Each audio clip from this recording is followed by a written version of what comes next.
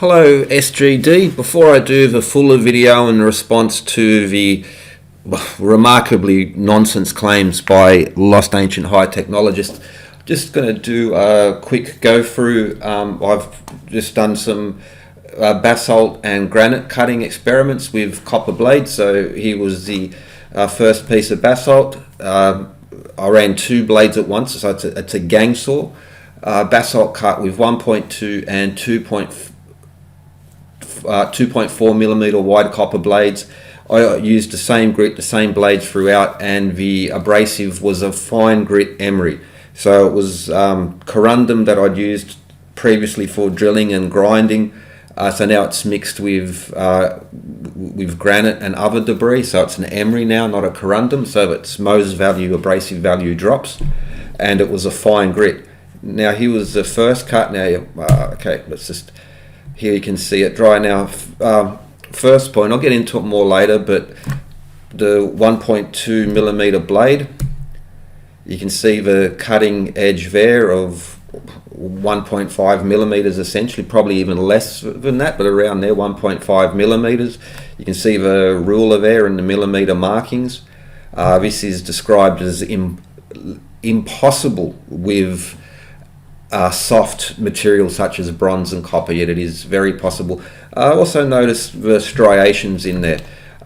Because I had a longer blade this time. I'd done an earlier one to show how to do the circular, or allegedly circular saw marks with it, and I did it with a short copper blade. Link in the description to that video. But these striations run parallel because the blade was longer than what I was cutting, and the same thing happens there. There is no mystery about striations. We'll go more into that detail later and compare that to the actual claims. Now there is an odd shape to there, but the reason was because when I put the blade together, they weren't perfectly parallel. One was a little bit higher than the other, so what happened was that the saw ended up being a little bit tilted, which is why the V and the U shape has this slightly off now, and that part there is the wooden guide. So I began with a wooden guide to begin. We'll go into more again later, because the granite cutting and drilling video by Dennis Stocks is just used ad nauseum. It's like nearly 30 years old, and the lost ancient high technologist uses as some sort of gospel piece. They don't do the follow-up work and the other work that's been done, heavily censored of course by them because it will destroy their narrative. But let's keep going. So on the right was the first piece, and on the left is the second piece of basalt. So 10.5 inches, 27 centimeters long. So it's that piece again, used exactly the same saw blades. Now I'll talk about the chipping later, but let's just go into the basics. So because this piece of basalt is angled, the angle of the offset of the blade sort of worked well, so it ends up being basically parallel. Okay, this piece of basalt used again exactly the same blades, the same abrasives. There you can see that looking along the saw on the along the long axis, so you can see basically on the right it's a flattened 1-inch copper pipe. Is it 1 inch or 2 inch? Oh, I think it's a typo, should be a 2-inch copper pipe, but the thickness of the walls is 1.2 millimeters. But by hammering this copper pipe flat, so you have, it's essentially now it's a copper bar of 2.4 millimeters in total, but that it is flattened it will be helpful later as well. So the other side is 1.2 millimeter, essentially a copper sheet, which I cut a pipe in half, flattened it out, so that's the shape, and you can see how that fits with the shape there underneath. Bottom basalt, middle basalt, and the top is granite. Again, you notice the striations in there as well. So this has been done to death. They still carry on with this a lot. It's impossible, unexplained. No, it isn't. They just censor this information.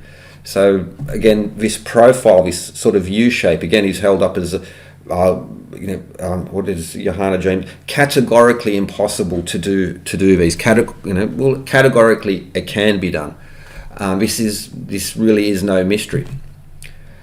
So even if I had a squared off blade, if you went to a supplier and got a perfectly squared off blade of 2.4, 2.5 millimeters, what's going to happen is that the corners are going to be ground down and it's going to turn into a wedge shape, basically circular at the bottom. That's where the profile comes from. So even if you go back to, say, that blade where I had, because it's a flattened tube, it sort of creates like a semicircle on either end. But even with a squared off blade, the corners are going to be worn first, of course, and it's going to create that shape. So this U-shaped profile gets held up as, impossible, therefore lost ancient high technology. Absolutely not true. It's just a matter of the blade, of the saw. So there we see the length of the saw, and you can see that there's wear marks on it because the saw blade's not perfectly straight. It's wobbling a little bit. I just flattened it out, with a piece of timber. But you can see that the side is getting worn as well. So the blade just doesn't cut straight down. There's a width, an added width to any cut, because the sand, the abrasive, is going to be lining the side as well. The blade primarily will be cutting down, but it'll also be cutting outwards to a certain degree. So again, if you've heard that this the saw blade will become wedged in there, this is nonsense, because the sand, the abrasive, acts as like bearings. So when you're cutting, this thing just glides across the top. It rolls over. The tiny little grains of sand that will, like little wheels, little balls, little bearings, and it slides across. And even if you're to jam as much sand as you want in there, the blade will never ever get stuck. That's a nonsense. Okay, we'll get into more details, but so in the next video I'll go into more and compare this to what's actually said by the lost high technologists. Not their opinions, but things that they describe as impossible, cannot be done, must be this. Well, it's all a nonsense. Anyway, so you can see the blade, you can see so whether it's the V shape or that U, there's no unexplained mystery here. These tests can be done very cheaply, very easily, in half the time that they have a podcast like, how did they do this? For 2 hours they'll carry on, how, but it can't be done. Well, it takes less than a podcast that they do, never mind how long it takes to edit their long videos. In less than a podcast, this can be tested for a few bucks. Okay, so now the question is, how much copper is lost? Notice on the bottom, you can see the length of the blade, and you can see how now there's a split on the bottom one. Well, that's important because, again, that was a flattened copper tube, and that was helpful because as soon as that split, I had a very good idea of how much copper was lost, because 1.2 millimeter thickness of the tube, and so I had cut through 9.5, maybe 10 millimeters of basalt to wear out 1.2 millimeter of copper in there. So very good ratio. Again, the lost ancient, where did all this copper come from? Where did it all, they must have gone through tons and tons of copper. Again, this is a nonsense. Copper, just like a steel blade, is just a way of pushing the sand, the abrasive, against the stone. Just like with a modern saw blade, we embedded with diamond, the steel is just there as a way to push the diamond abrasive or silicon carbide abrasive or tungsten carbide to grind down. Again, the cutting action is caused by grinding. It was then, still is now. So what we have is a ratio of about 7.5 basalt to 1 copper. So you cut through much more basalt than you do lose copper. But here's the trick, you don't lose any copper. So how much copper is lost? 0. The abrasive mud, and it's important, so to replicate those striations is important that it shouldn't be done dry, it should be done wet. The advantages of using water or oil as well is to keep the dust down. That's another advantage. But even more so is in that mud, all of the copper that's being ground down is trapped in there, and so not only can you pan it out and get back the abrasive, which might be expensive abrasive, which had to be imported rather than from on site. So you get that back. You can filter out the fine grains from the coarse grains. So yeah, you get that back. But you can also pan out the copper. how much copper did they take to cut this? 0. The 5 tons or 500 kilos of copper gets delivered. The coppersmith makes the blades are used, they get worn out, they will have to be recycled, but you also get the worn out copper comes back. So 0 copper lost. So then the question would be how fast to cut through basalt. So the first, I got 8 millimeters in 45 minutes. So in 1 hour, 10.6 millimeters an hour. I'll chuck in some. This is what I'm confident of. This is what if again any of the lost eye technologists, apparently I'm uncivil because I deliver the receipts and I've got facts. This is the type of stuff that can be done in a live stream. If any of them's got the cojones to do this, we'll see. But this is what I'm confident of. So 10.6 is essentially 11 mil an hour for basalt. Next video I'll fight, because modern gang saws and drag saws that they still use now, depending the ones with really expensive blades, diamond embedded blades, 25 to 30 mil an hour. So I'm 1/3 or over 1/3 of that with the basalt. That's a really expensive ones. More still in use, but not so many years ago.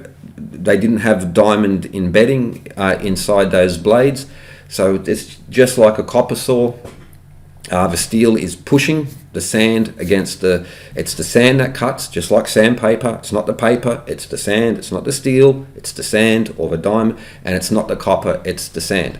So 10.6 mils. Now, I had to regularly stop to add the abrasive and the water. If I had a 2-person team, so someone's keep spooning in the water and the abrasive, and I don't have to stop, then we every 15 minutes, half an hour, we swap.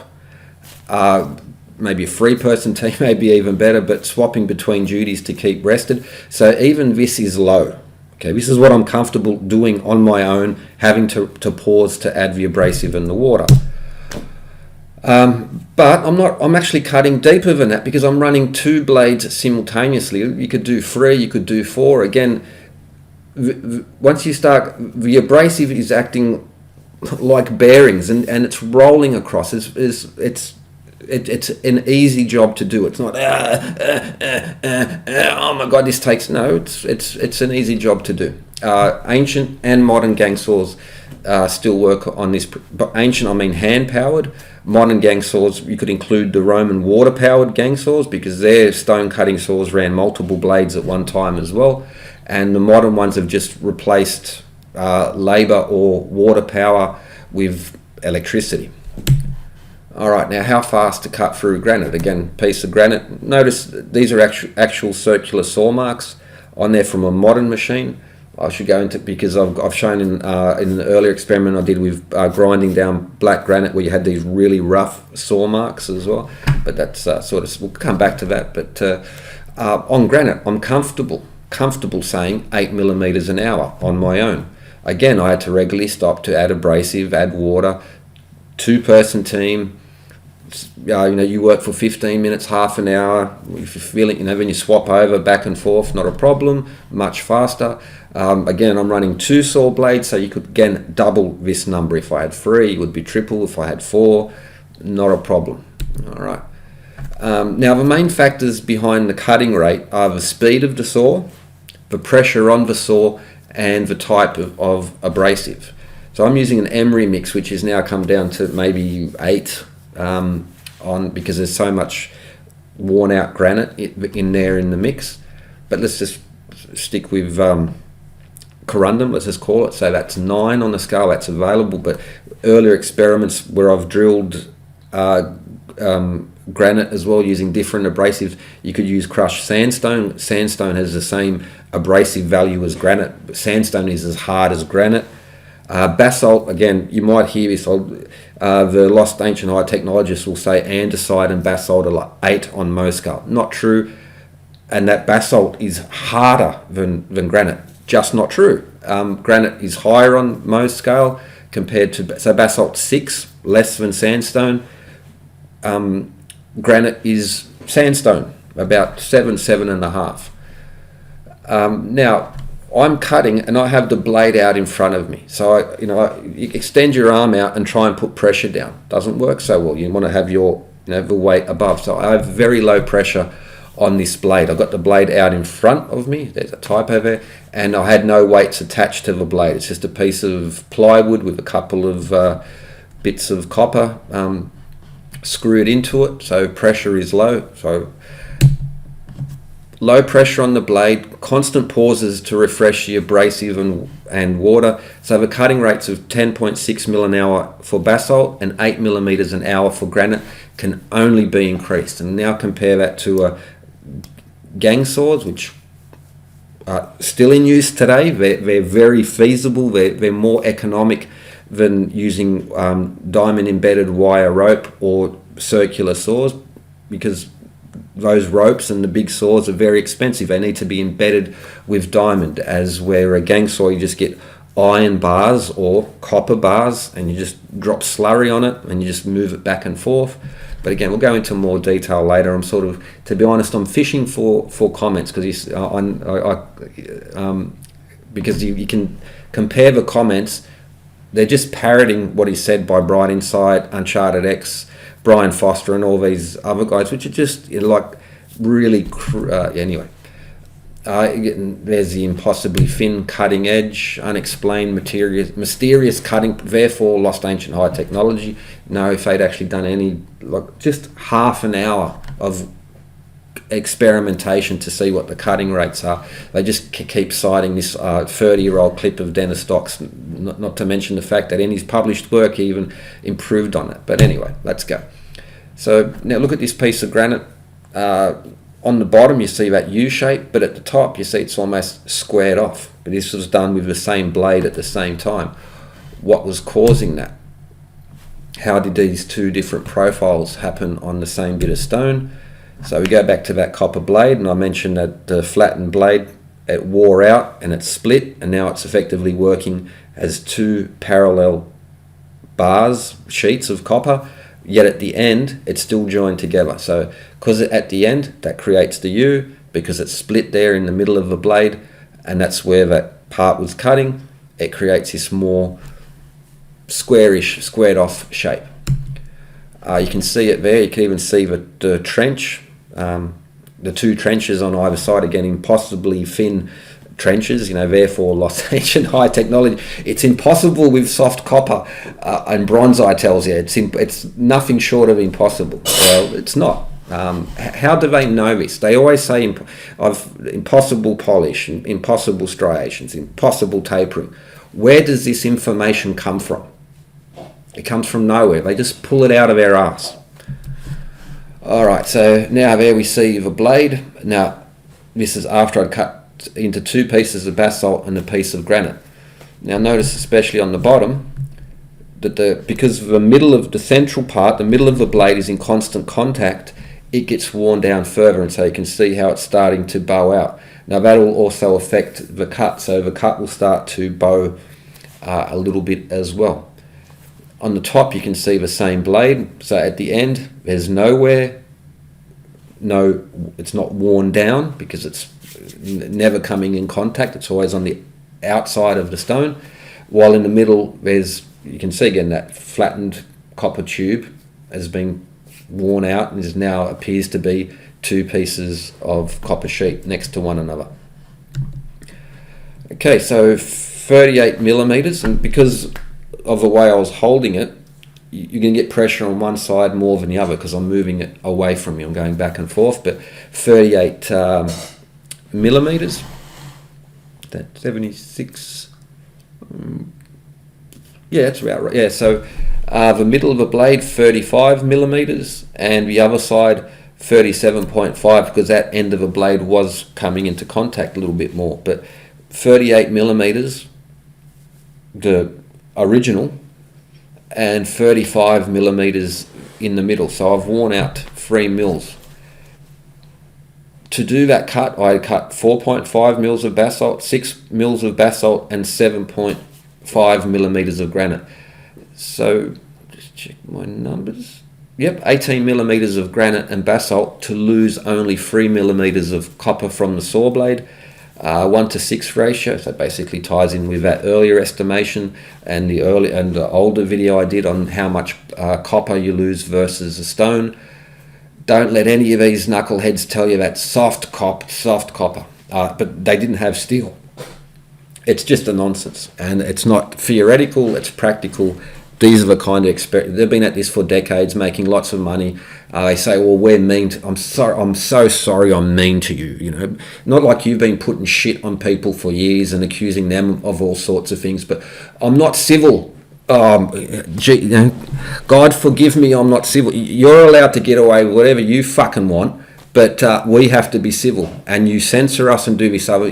Go fuck yourselves. Really, go fuck your civility. You don't have the right to ask for that any fucking more. Pardon the French. All right, so there's the basics. We'll do some more. I'll follow this up with some more video and comparisons to them. And just to repeat, you know who you are. Go fuck yourself.